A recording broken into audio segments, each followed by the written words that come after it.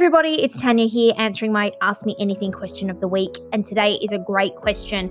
It came from Grace, and Grace asked me, how do I make my website more accessible for people with disability? And this is the perfect question that providers should be asking themselves, because if you want people with disability to be buying your services, they need to be able to access them and see them and read your website and your materials. So here's a few quick tips on how you can make your website more accessible. The first one is having alt text on each of your images, and that stands for alternative to text. So it's like a caption or a description that actually explains what the images are, so that when people are using screen readers, it can actually jump out at them of what those images are. That's a really simple thing to do and very effective. The next one is really using all your heading structures correctly. So when you're on a website and you're creating a website, you use the kind of like in a Word document, you classify what's a heading 1, a heading 2, a heading 3.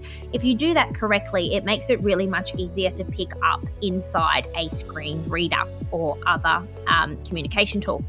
The next thing is color contrast. So this seems like a simple thing, but it's just highly effective, and even maybe not just for people with disability, but just people in general, colorblind people, people with low vision. It can be really hard to read something if the colors are too close. So having a really good color contrast can really help to look at those, to see properly, to see the contents, to be able to read it. Try also to avoid colors of text that are too light, or things like purple can be difficult, or yellows can be difficult. So you want to really try and make your, a white page with black text has a great contrast to it. So just be really conscious of the color contrast that you include there. White space is the last one, having enough white space throughout things so that you've got that contrast as well, but it just breaks it up and makes it easier to read and more accessible. You might also want to think about the navigation and how you have that to consider people who are using different devices to access your website.